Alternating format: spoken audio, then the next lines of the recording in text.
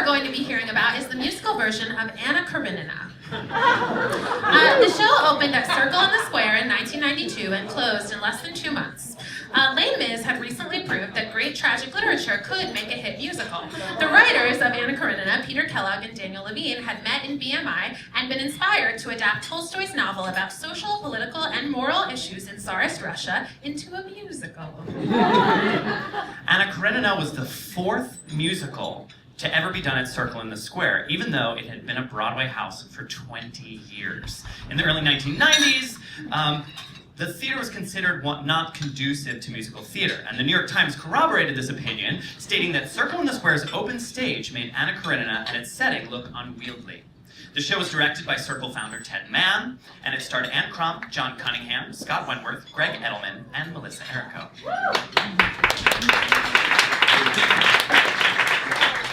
Some pretty production photos. Melissa Errico was 22 years old and made her Broadway debut as Princess Kitty Sherbatsky.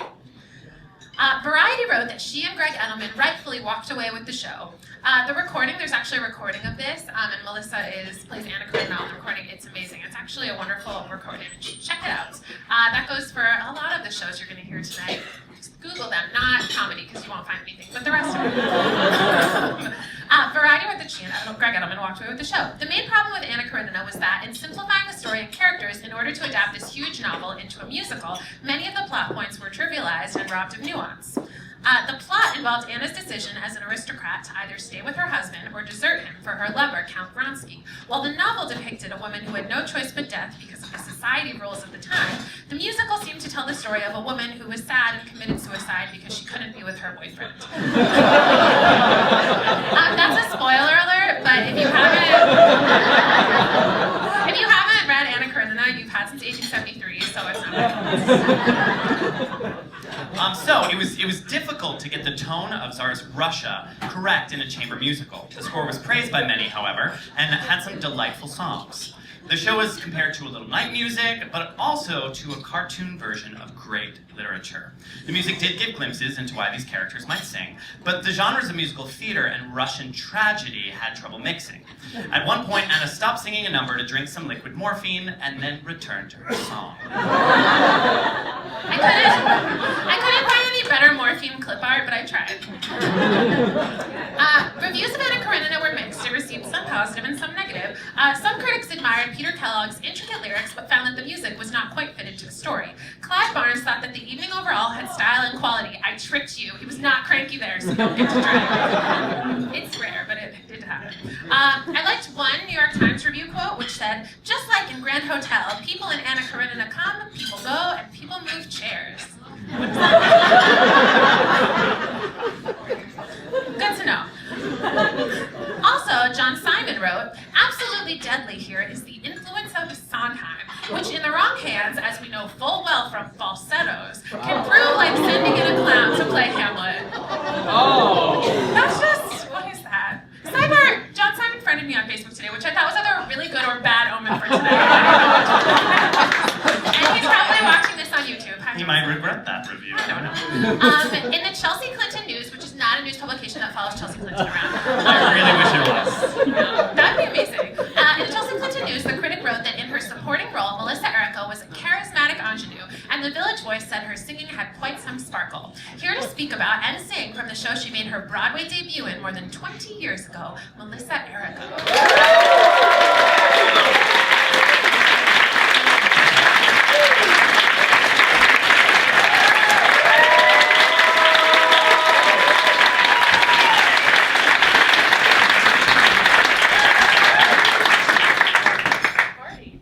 Check. All right, so these are the kind of nights where I've never done one of these before. I've been 13, I've missed, sorry. So this is like kind of a, I don't know, puts you in the mind of, I don't know how much to tell or what to say. But anyway, I'm delighted to be here.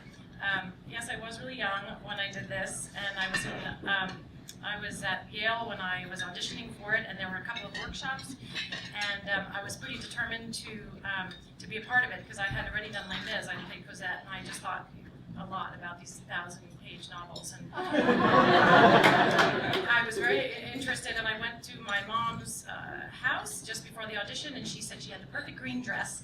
And so I wore a full sort of green, my mom's dress. It was a little long, but she's quite tall. And I had these buttons, and it went right up here, and had long sleeves. And I had a vintage suitcase, and I actually showed up to Circle in the Square in full sort of Russian regalia with an antique suitcase. Pat Birch, who's very famous, she will always tell this story of seeing this girl with the bun and the cameo and the antique bag, and just sitting on the bench like I was waiting for a bus or a train.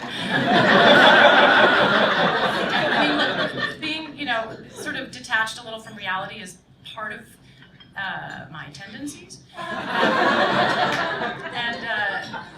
so this is just me. So anyway, I was sitting in this bench dressed like that, and I did actually get the role of Anna, and I did the workshops. And I was a little touched at that time about it. I absolutely felt I understood marriage, motherhood. I now have 3 kids. Now I know what I'm doing. Now we can do Anna Karenina. Actually, that's my child's sippy cup on the piano. I forgot the glass. So I did the workshops, and at some point got all the funding for Broadway, and they were like, I was at that time probably 20, 21. They were like, we can't do this, so we should put her in a different part. So Kelly Rabke, I think, was the original Kitty, and she was amazing. And I was honored to understudy Anna at 20 and 21 and get to, 22 rather, and do the, I'm an actress, I'll just fudge all the numbers. Anyhow, it was terrific. I did this production. My few memories of it, I do recall, and I hope this isn't weird to tell you, but I do recall it was my Broadway debut. I was very nervous. I remember being very nervous and having my Russian wig on, and it was after half hour, and I do recall I needed to relax.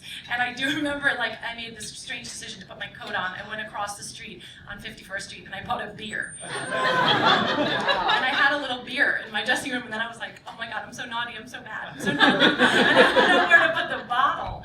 And so I hid it in the shower with this shampoo bottle. Anyway, so I was a little tipsy on opening night. I don't think the reviews you mentioned a lot of really good ones. I recall even more bad ones. I remember John Simon or someone else saying that the worst part of the night was that his seat was nailed to the floor facing the stage. That's what you never forget, even when you're young, whatever the number was. I mean, you just, for 20 years, you never forget that. And I also remember something about, it was unfortunate that when Anna got hit by the train that they didn't just throw in the rest of the cast. I remember something like that, that we should all just, and that was kind of funny. I also do remember I was in the process, that whole entire production, of auditioning for Eliza Doolittle.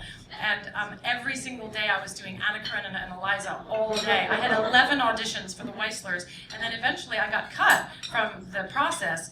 And then they heard, I guess, about some of the good things about Anna Karenina, and they came back to the production. And the night that they were in the audience, unbeknownst to me, was the night that my character, she was very fidgety and trying to get people to propose to her, and I'm actually sorry I'm not singing her music tonight, but she had a lot of funny, silly songs, and there was a production number where I had to dive into a hoop skirt, and nobody could find me, or they were all chasing me, all the maids and everything, and I dove into the hoop skirt in the middle of a song, and it got stuck on my wig, and it was a really unwieldy piece of fabric, and I did the entire rest of the song under the skirt in front of the Weislers.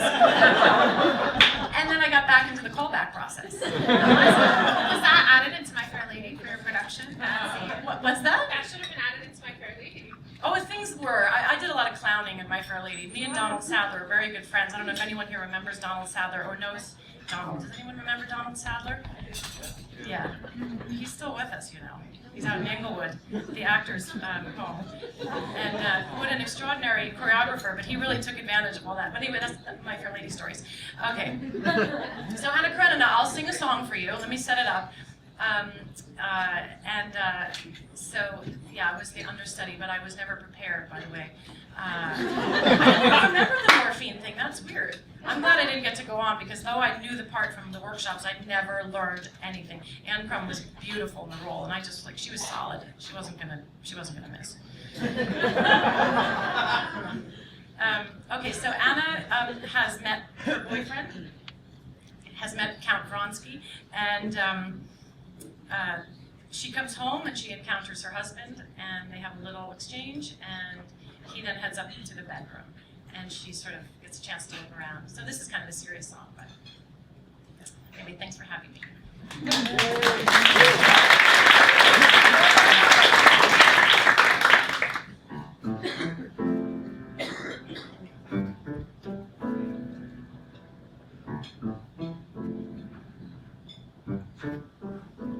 The flowered path, the sheltered yard, the silver trees all standing guard, the rooms, the people, the chairs, all neatly arranged, nothing has changed. A tall white house, a mansard roof, an iron fence, a man aloof, trying to act with warmth, yet cold and estranged. Nothing has changed.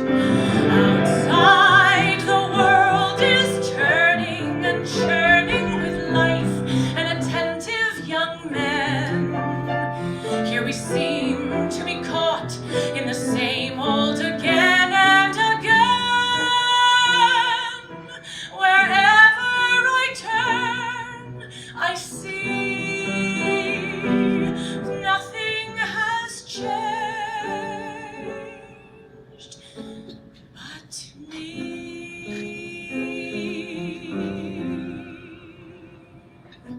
A floor that creaks, a winding stair, a feather bed we seldom share. A woman who stops and thinks, what if I were free? Nothing has changed but me.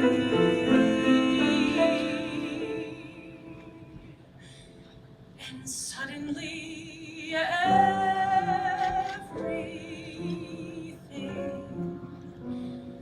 has changed.